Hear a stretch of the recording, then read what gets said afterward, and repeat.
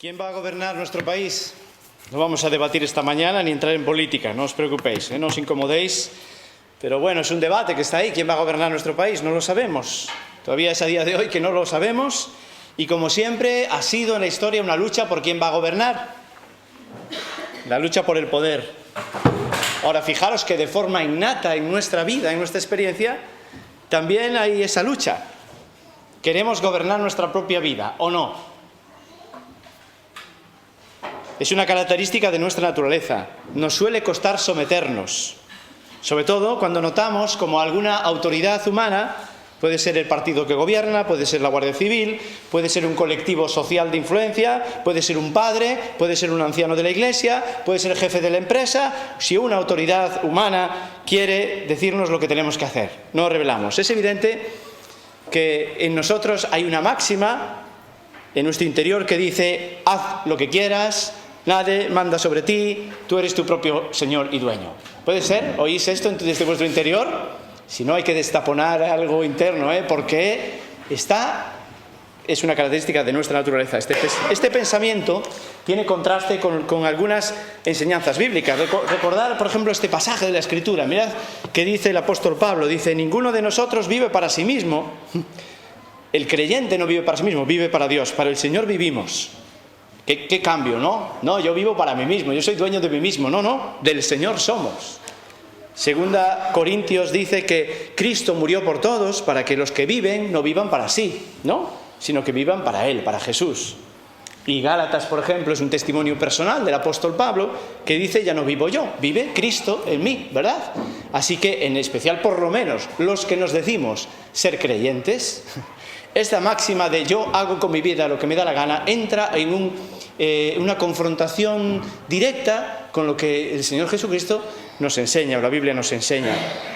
El mismo Jesús, cuando llamó a seguirle, usó estas frases tan contundentes, ¿verdad? Os acordáis muy bien. Si alguno quiere venir en pos de mí, niéguese a sí mismo. Ya esta frase ya rompe con la idea de gustarme a mí mismo, buscar yo mi propio deseo, mi propio interés. Niégate a ti mismo, toma la cruz y sígame. Este es el llamado que somos recibido por parte de Jesús. Ahora, no solo es una característica personal, sino que llegamos a la conclusión, y el viernes hemos podido estar aquí, algunos os hemos echado en falta este viernes, hemos estudiado en el capítulo 2 de Efesios que hay un príncipe sobre este mundo, hay un príncipe que es Satanás, pero hay un rey que es el Rey de Reyes y Señor de Señores, que es Jesús. Jesús es el Rey. Estamos en una sociedad, en un mundo todavía de lucha de poderes. El príncipe influyendo sobre esta sociedad y teniendo mucho poder, pero por encima hay un poder superior que es Cristo, que es Jesús, que es el Rey de Reyes, que tiene todo el control y que Él cede el dominio provisionalmente a ciertas autoridades, ciertos gobiernos, o hasta permite que Satanás intervenga. Lo permite provisionalmente hasta un día en que Él toma todo el control, ¿no? Efesios dice que que Dios le resucitó de los muertos, le sentó a la diestra en los lugares celestiales y le puso, recordad los que hemos estudiado, le puso sobre todo principado, autoridad, poder y señorío, y sobre todo nombre, no solo en este siglo, sino en el venidero, y sometió todas las cosas bajo sus pies. Así que Cristo es el centro. Y Cristo es el centro de toda la Escritura. Hermanos, llevamos estudiado Génesis, Éxodo, Levítico, Números, Deuteronomio. ¿Qué más? Josué, Jueces, Ruth, 1 Samuel y hoy 2 Samuel. En cada libro, a través de la Escritura, nos van a presentar a Cristo. Todo el Antiguo Testamento nos lleva al mensaje de salvación. El Antiguo Testamento prepara el escenario para que aparezca el verdadero Señor.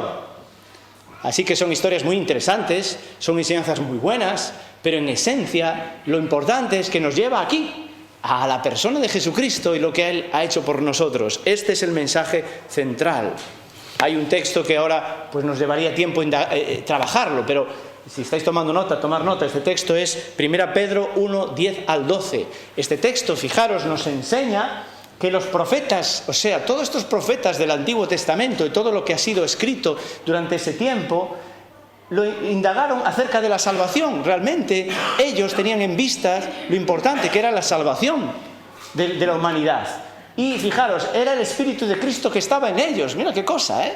Antes de que Cristo viniera al mundo, el Espíritu de Cristo estaba en los profetas, ¿verdad?, revelándole cosas, no para sí mismos, sino para nosotros, ¿verdad?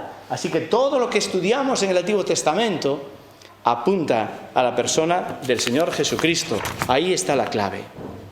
Ahora, segunda de Samuel, una primera cosa. Hemos estudiado primera Samuel. Primera y segunda Samuel son un mismo rollo. La Septuaginta, traducción griega del Antiguo Testamento, une primera, segunda Samuel, primera y segunda Reyes en un mismo volumen que se titula Reinos o Reinados. Así que todo está en un mismo pack, aunque nosotros en nuestra Biblia lo tengamos dividido en 4 libros.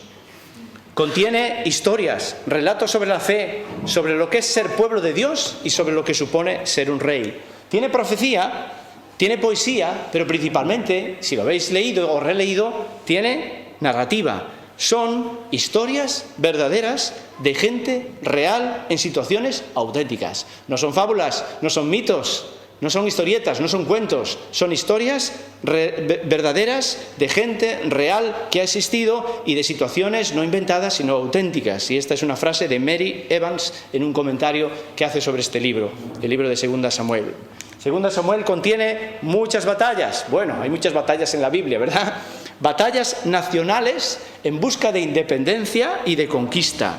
Batallas internas por el liderazgo. ¿Quién manda? Luchas y ambiciones por el gobierno, ya veis, algo que ha existido siempre y existe hoy. No hemos superado esto. Pero también encontramos en este pasaje luchas interiores. Es decir, las luchas exteriores son duras, pero las luchas interiores del corazón probablemente más. Lucha con el orgullo, lucha con la codicia, los celos, los miedos. Si leemos este pasaje vemos personas de carne y hueso como nosotros con luchas interiores, a veces superando la tentación y otras veces cayendo en la tentación. Además, una característica constante durante este libro es esta cuestión del gobierno, del control. ¿Quién tiene el control? ¿Quién tiene el poder? Por un lado, el poder de Dios desde la soberanía que permite todo, que quita reyes, que pone reyes, ¿verdad? Él guió el proceso, Saúl llegó a ser rey. Dios no compartía que el pueblo de Israel pidiera un rey. Sin embargo, utilizó eso y aún Saúl fue ungido. Y David, posteriormente, como hemos visto hasta ahora. Así que Dios está controlando, permite, no permite, quita, pone, pero paralelamente vemos el poder del hombre manipulando. En este texto hay mucha manipulación. Hay gente muy inteligente como Joab, por ejemplo, personas que tienen una capacidad de manipular, de llevar a su terreno, y así como él, otras personas que son peligrosas y que tenemos que advertir. El poder de la manipulación del hombre, por contraste, el poder de Dios que está por encima de todo. Este libro es un libro con muchos nombres propios de personas. Las personas son importantes. La Biblia en muchas ocasiones nos hace pensar esto.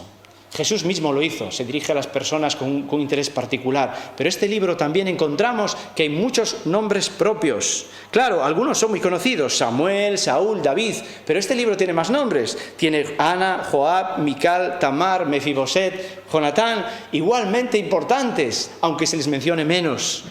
La Biblia tiene más nombres identificados que anónimos, casi podríamos decir, con esas largas genealogías.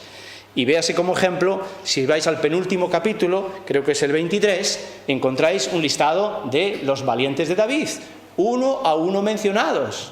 Eso nos quiere decir que las personas son importantes. A David no le pasaba desapercibido la gente y lo que hacía, a Dios menos. No le pasa desapercibido quién eres tú y dónde estás tú. Y finalmente, como dije, lo que es clave en este libro es que sigue apuntando hacia Jesús. Nos habla de este curso genealógico, Adán, Noé, Abraham como personajes y todos los descendientes, y llegamos a David, y de la línea de David vamos a llegar a Cristo, ¿verdad? Y esto ya lo hemos estudiado, lo hemos visto en alguna referencia el otro día. Entonces, en el capítulo 7 y en el capítulo 22 vemos unas referencias a Jesús, al Mesías, que nos hace centrarnos en ese punto, y luego veremos con más detalle. El autor hay algunas dudas. Si os dais cuenta, esto lo mencionamos a menudo. Pero bueno, no es exactamente importantísimo saber quién escribió exactamente esas palabras. Nosotros lo que sí aferramos con fuerza es saber y confiar que ha sido algo que Dios ha guiado y que ha sido inspirado por Él. Hay probablemente varios autores de diferentes fuentes. Primera Crónicas 29:29 dice que los hechos del rey David, primeros y postreros, están escritos en el libro de las Crónicas de Samuel, en las Crónicas de Natán y en las Crónicas de Gad. Así que probablemente estos libros de 1 y 2 Samuel pudieron ser configurados por diferentes fuentes de diferentes personas. Algunos más entendidos dicen que Gad y Abiatar, sacerdotes, tuvieron conocimiento de lo sucedido en la corte del rey David, y cualquiera de los dos pudo haber sido. La fecha, pues aproximadamente, estamos en un periodo, ya veis, un margen de 200 años, que en aquel periodo no es tanto, que haya podido ser escrita. Y una especie de división primaria general podría ser esta. 1 Samuel del 1 al 15, tenemos a Samuel y David, sus historias y su interacción entre ellos, y el que Saúl pasa a ser rey. 1 Samuel 16, ya entrando, 2 Samuel capítulo 5, es este relevo. Saúl va decayendo y va acabándose su periodo de reinado, y empieza David a reinar, y de 2 Samuel 6 en adelante el establecimiento y reinado de David. Así que finalizamos la primera parte, 1 Samuel, con la muerte del rey Saúl y de Jonatán. Iniciamos la segunda parte, la segunda de Samuel, con David haciendo un homenaje a un amigo, a Jonatán, y mostrando su respeto por su antecesor, Saúl. Esto es muy interesante, ¿eh? Después de que David fuese perseguido por Saúl y tenido que escapar de él, y que no le trató nada bien, lo que David hace iniciando este libro, si empezamos a leer el capítulo 1, nos encontramos con un homenaje, un respeto hacia el rey antecesor, hacia Saúl. Y por supuesto un homenaje a su amigo fiel, que como sabéis eran como uña y carne, como se suele decir a día de hoy, entre David y Jonatán. Vamos a ver este libro entonces a vista de pájaro, y espero que esto lo que despierte pues es el gusanillo de decir, yo me voy a ir a tal capítulo, a tal escena, porque creo que puede hablarme a mi vida. Hoy no da tiempo a poder entrar con detalle en cada uno de los elementos, pero sí quiero deciros algo. En primer lugar, el primer capítulo es un capítulo de duelo personal y nacional. Estamos con familias en la iglesia con duelo. El duelo duele. El duelo es un buen mecanismo necesario para expresar las emociones y para hacerlo acompañados. Lloraron, versículo 12, lloraron y lamentaron y ayunaron hasta la noche por Saúl y por Jonatán su hijo. Y David expresa, Saúl y Jonatán, qué valientes han sido, etcétera, etcétera. Hace un homenaje a ellos. Cuando alguien muere, cuando sufrimos una pérdida, guardarlo en secreto, callarnos nuestro dolor, no es exactamente lo más recomendable. El poder expresarlo, aquí lo hacían muy de forma explosiva y nacional y comunitaria, no digo tanto, pero sí con gente llegada a nosotros, que podamos compartir nuestro dolor. Cuando el dolor se comparte, el dolor pierde su fuerza, nos sentimos mejor. Así que el duelo justo se caracteriza por tiempo para llorar o no llorar, pero compartir y expresar lo que sentimos por la pérdida que hemos tenido. Así que eso lo tenemos en el capítulo 1. Capítulos 2 al 4, lo que tenemos es unas constantes luchas por el poder. Por un lado está David y por otro lado Isboset. Isboset es hijo de Saúl, ¿no?, que quiere también el trono, y por otro lado David. Ahora, las luchas, si leéis bien, no es tanto entre ellos, sino entre sus generales. Joab es el general de David y Abner es el general de Isboset. Y es más bien entre ellos que hasta llega a ver la muerte. La pregunta que me surgía, y por eso os pongo eso, diréis, ¿qué tiene eso que ver? Porque vamos viendo, y ahí lo que hay son engaños, traiciones, muertes. Y fijaros que en algún momento este hombre, Maquiavelo, metió en nuestro mundo, en nuestra sociedad, una frase que ha perdurado hasta hoy. ¿Habéis oído esta frase o os suena rara? El fin justifica los medios. Él la introdujo, y esto probablemente le ha servido a mucha gente para justificar muchas cosas. Menos mal que han surgido otras voces. Ahí puse un ejemplo de alguien que dijo, pues probablemente la corrupción proviene de eso, de que alguien diga todo vale, ¿no?, con tal de que haya una buena causa. Nosotros no podemos aceptar esto, hermanos, yo no creo que podemos aceptar esto. El fin, aunque sea una buena causa, no justifica los medios, como hemos visto aquí. Y como aún a día de hoy, el terrorismo, el asesinato, las violaciones, las manipulaciones, aunque sea en teoría para un buen fin, son justificadas. El fin no justifica los medios. el mismo David se posiciona frente a lo ocurrido y se enfrenta a su general, a Joab, para decirle: yo no apruebo que hagas las cosas de esta manera. Y David se muestra muy comprensivo con el enemigo, es comprensivo con Isboset. Y cuando muere Abner, en la muerte de Abner y la muerte de Isboset, lo que hace David es hacer duelo por ellos también. Es un hombre con corazón compasivo. No solo sufre por los suyos, sufre por los enemigos y no aprueba, aunque él haya cometido sus graves errores, como bien sabemos, no aprueba que las cosas se hagan mal, utilizando, pues como en este caso, el terrorismo, podríamos decir, el asesinato. Y estos son del 2 al 4. El capítulo 5, avanzamos un poquito más, y David allí es rey definitivamente de Judá y de Israel. El pueblo se une, el reino está unido, él es declarado rey y él comienza sujeto a Dios, consultándole y obedeciéndole. Dice: y David iba adelantando y engrandeciéndose, y Jehová, Dios de los ejércitos, estaba con él. Dice en el versículo 10 del capítulo 5. Versículo 19 dice que David consultó a Jehová. Versículo 23, y consultando David a Jehová. Y versículo 25 dice: y David lo hizo así como Jehová lo había mandado. Es decir, si Dios toma el control, las cosas van bien. Y esta es una lección buena para nuestra vida. Si Dios toma el control, las cosas van bien, hermano, hermana. Van bien aunque sean duras y difíciles. Si Dios toma el control, las cosas van bien. Si David toma el control, las cosas van mal. Si yo tomo el control, las cosas no van a ir bien. Capítulo 6, hay un traslado del arca y David manifiesta diferentes caras. Vemos un hombre con diferentes facetas, diferentes caras. Es un hombre muy impulsivo, decidido, es un hombre que se ve por un lado alegre, pero también le vemos que se llega a enfadar con Dios, le vemos que luego una actitud de respeto a Dios, y le vemos desmelenado hasta que su mujer le llama la atención y le dice: estás dejándome en ridículo, estás dejando en ridículo a todos. Si leéis el pasaje podéis ver a David en todas estas facetas. Era un hombre realmente digno de estudiar, con muchas facetas, muchas caras, y eso lo podemos ver en este capítulo 6. En el capítulo 8 al 10, más batallas, más luchas, conquistando con poder, con autoridad, el gobierno de David, que va extendiéndose, diferentes batallas. Y llegamos a los capítulos 11 y 12 y nos encontramos con una escena muy conocida y triste al mismo tiempo, y es observar una mancha grave en la vida de este hombre, que yo creo que es muy conocida por todos. El hombre cae en adulterio. Observa una mujer que no es la suya y dice: esta mujer la quiero para mí. Y como sabéis, para conseguir eso, pues tiene que elaborar una estrategia para que muera el marido de esa mujer, se queda viuda y entonces la recoja. Qué duro, ¿verdad? O sea, un hombre que acaba de consultar a Dios y es el rey, y Dios le promete bendición para su vida, que permite una mancha así en su vida, y estas manchas, como sabéis, son manchas muy difíciles de borrar. Al menos difíciles de borrar en términos de relaciones humanas. No para Dios, pero sí para nosotros los seres humanos. Una mancha, la debilidad del rey, pecado tras pecado.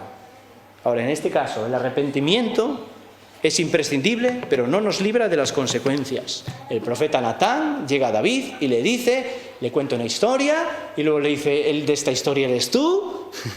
Y él se cae de rodillas: lo siento, perdóname, Dios, ¿qué he hecho? Muy bien, vamos bien hasta ahí. ¿Dios le perdona o no le perdona? Claro, le perdona. ¿Pero hay consecuencias de su pecado? No las hay. Sí. La muerte de ese hijo fue una consecuencia dolorosa del adulterio cometido. Así que esto no es nuevo. Hermano, hermana, en nuestra vida, en nuestra experiencia, los errores cometidos, los pecados cometidos, no tienes que cargar con ellos. El arrepentimiento sincero, Dios promete que va a borrarlo, que esos pecados están en el fondo del mar, los aleja como el oriente del occidente, dice la Escritura. Ahora, las consecuencias, Dios puede evitarnos consecuencias, o puede decir: hay una consecuencia, va a haber consecuencias en tu vida. Yo, con respecto a esto, también pienso una cosa, y es que necesitamos tener Natanes. Natán fue este profeta que le llamó la atención a nuestro alrededor. ¿Cuánto bien nos haría que alguien con mucho amor, como hizo Natán, y mucho tacto, nos señalara nuestra mancha? ¿No creéis? Porque si alguien te señala tu mancha, tienes la oportunidad de arrepentirte y de volver al Señor y estar bien con Él.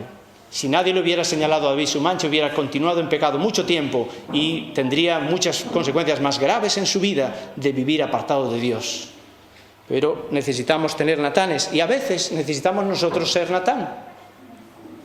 ¿Qué es esto? Es valentía para confrontar a mi hermano o a mi hermana con tacto, con cariño. Fijaros si leéis cómo Natán se le acerca. Tiene tremendo tacto, es un hombre inteligente y es el rey, mucho respeto y cariño realmente. Y cuidado, no juzgando, sino está poniendo sobre la mesa lo que hay, lo que Dios dice y lo que David hizo, no lo que a Natán le parece. Dice, mira, un hombre ha hecho esto, ¿a ti qué te parece? El mismo David lo vio claramente por la ley de Dios que aquello estaba incorrecto. Entonces él no le juzga, él expone la situación, no le obliga al otro, tienes que arrepentirte, él no va echándole esa bronca ni cabreándose con él, le dice lo que hay y entonces es deja que caiga por su propio peso. Cuando tú expones la palabra y dices, hermano, mira, la palabra de Dios dice esto, y ya, nada más, no le señales más, ni le critiques, ni le hundas, ya déjale, y Dios trabaja con su persona y él tiene oportunidad de arrepentirse y volver al Señor.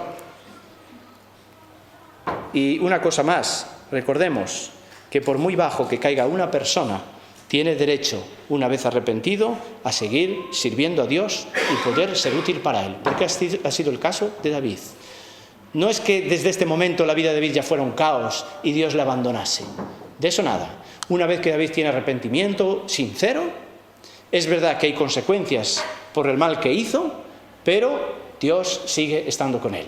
Y él sigue siendo el rey y sigue pudiendo servir a Dios de esa manera. Así que, por muy grande que sea la caída, hermano, hermana, la palabra de Dios siempre nos enseña que una vez arrepentido sinceramente, Dios te da la oportunidad de seguir viviendo y sirviéndole para Él. O al menos esto es lo que yo entiendo en este pasaje.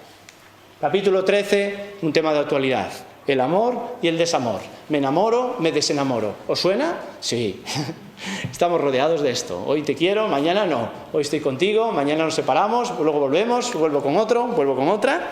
Y así vivimos en esta sociedad que nos caracteriza un poquito por ese amor y desamor. Lo malo es que aquí hay algunos elementos también actuales. Violaciones, desprecios, utilizaciones, abusos, enfermos de amor. Alguien que se empecina por una persona y se vuelve enfermo, se enamora locamente y, bueno, pues David lo hizo una locura y otras personas hacen locuras hoy. Violaciones sigue habiendo, hermano, hermana. Violación no es que vayas por la calle, te coja un extraño y te viole y te abuse de ti. Hay violaciones en los contextos familiares, hay violaciones en la pareja, en el propio matrimonio. Puede haber situaciones de violarnos, violentarnos, y eso al Señor no le agrada. Así que este pasaje, si leemos estos capítulos, capítulo 13, encontramos cosas del orden de hoy en día. Todavía seguimos con estas luchas. ¿Por qué? Porque nos hemos desenfocado de esto, de este clásico 1 Corintios 13, donde hay una revelación de lo que es el verdadero amor en las relaciones. ¿Quién vive el amor de esta manera? Bueno, nadie. Ni siquiera los creyentes, que lo tenemos claro y queremos vivir así, somos capaces y estamos bastante lejos. Cuanto más si la gente decide, pues yo estoy con esta persona porque me satisface, porque la necesito, porque un egoísmo puro que no tiene nada que ver con este amor, con esta actitud de amor, ¿no? El amor y el desamor en la vida, en este caso de varias personas, como se narra en este pasaje. Capítulos 15 al 19, toda una guerra civil. Pero lo más doloroso de esos pasajes es que en esta guerra civil quien se enfrenta es un padre y un hijo. Y esto, pues nada, papás, podemos ponernos en la piel de pensar que un hijo se nos revele de tal manera que esté dispuesto a matarnos para conseguir el poder, para conseguir el gobierno. Imaginar el dolor profundo en la vida de David. Era su hijo, amaba a su hijo. Cuando leemos ese pasaje vemos que lo amaba de verdad. No podía entender, pero claro, era rey, tenía que defender su reino. Qué conflicto interior, ¿os podéis imaginar? Él podía sentir dentro de él. David tiene que defender su reino, pero su verdadera preocupación no es la causa, es su hijo. No es la causa que defendía, sino su propio hijo. Y esta es una de las expresiones, no se lee muy bien, pero podemos verla en el versículo 33, ¿Quién, del capítulo 18, versículo 23, ¿quién me diera haber muerto yo en tu lugar? ¿Os suena eso? Es una expresión a veces de padres y de madres, ¿eh? Cuando quieren a sus hijos y están muy enfermos o llegan a morirse, dicen, yo hubiera preferido dar mi vida por ti. Pues aunque David tenía un hijo con el cual estaba en un pleno conflicto, su hijo se le había rebelado y estaba dispuesto a matarle, él diría, ojalá hubiera muerto yo en tu lugar. Qué calidad de padre, ¿verdad? Qué amor tan profundo hacia su hijo. David está roto. Hay muchas pérdidas en su vida, hay mucho sufrimiento, y David vemos otra vez llorando por su enemigo. Ya no es nuevo. Lloró por Saúl, lloró por Abner, lloró por Isboset, ahora llora por su propio hijo Absalón. Todos ellos enemigos de él. ¿Se dais cuenta? El corazón de este hombre. Una actitud que además le censura a su general. Le dice, pero tú eres tonto. David, tu hijo te iba a matar y tú ahora estás llorando por él. Pero a ver, hombre, abre los ojos. Tú aquí gobierna como un rey, hombre. Sí. No, Joab no entendía de sentimientos, ni de corazón. Él entendía de gobierno, de poder. No podía conectar con la situación de David. Así que a David, Joab le dice, eres una vergüenza. Versículo 6 del capítulo 19, dice, eres una vergüenza al amar a los que te odian y odiar a los que te aman. Porque él así interpretaba que estaba tratando a los suyos al ponerse, sintiendo la pérdida de los enemigos. Entonces no le queda otra que recomponerse por encima de su dolor personal, vemos ahí al final de este capítulo 19, y ejercer como un líder, como un rey, con toda la responsabilidad que eso conllevaba. El rey se turbó, subió a la sala de la puerta. Fijaros ese clamor grande del versículo 33, Absalón, hijo mío, ¿quién me diera que muriera yo en lugar de ti? Absalón, hijo mío, hijo mío. Y entonces, aún no ha levantado la cabeza David, capítulos 20 y 21, y hay una nueva revuelta, quizás aprovechando la debilidad del momento. Seba, desde el interior, desde el pueblo de Dios, desde el pueblo judío, desde el pueblo de Israel, se rebelan contra él. Y aparece la intervención de una mujer sabia. Desde luego no se dice su nombre propio, pero se habla de que allí existía una mujer que fue clave en todo esto. Una mujer sabia, versículo 16 del capítulo 20, dio voces en la ciudad diciendo, oíd, os ruego que digáis a Joab que venga acá para que yo hable con él. Y esta intercesión, esta mediación de esta mujer salvó la vida de David probablemente. Así que vemos aquí una intervención importante de una mujer, anónima en cuanto a su nombre, pero no anónima en cuanto a su intervención. Una mujer sabia. Desde dentro, luchas, desde fuera, pueblos no israelitas, los gabaonitas y los filisteos también atacan. Y David se retira o lo jubilan, podría decir yo, de la parte más dura y arriesgada. Mirad lo que dice capítulo 21, versículo 17. Entonces los hombres de David le juraron diciendo, nunca más de aquí en adelante saldrás con nosotros a la batalla, no sea que apagues la lámpara de Israel. Tenían miedo, esa pérdida de David, y le protegen. Capítulo 22 es un salmo inspirador para la alabanza. La gloria para Dios. Jehová es mi roca y mi fortaleza y mi libertador. Dios mío, fortaleza mía, en él confiaré. David está centrado en Dios, a pesar de sus manchas en su vida. Su corazón está centrado en Dios sin reconocer quién es Dios. Y así llegamos al capítulo 23, las últimas palabras y los reconocimientos. Diríamos un último comunicado, es un clásico en el contexto hebreo. Podemos ver a Moisés, a Josué, a Jacob, al final de su historia, un último discurso, para asentar las cosas, para concluir las cosas, ¿no?, acerca de su vida. Y aquí tenemos un último discurso de David también. Es un último comunicado que no se centra en las propiedades, quién le va a quedar para quién, no se centra en las herencias o en los bienes materiales, sino que habla desde la sencillez. Se describe como, yo soy David, el hijo de Isaí. Es un rey, pero se presenta como su humilde morada, un pastorcito, hijo de Isaí. Se presenta además como el poeta, no el monarca. Es más importante su persona que su rol. Y a continuación, después de presentarse a sí mismo en estas últimas palabras, lo que hace es, en vez de, ya veis, no se centra en su gloria, se centra en lo pequeño, en lo humilde de él, se centra en lo grande de Dios. Porque leemos en ese capítulo 23 que habla de que Dios es como una roca, que Dios es justo, que Dios es soberano. Así que él tiene una perspectiva clarísima de quién es él, algo así, y de quién es Dios, algo así.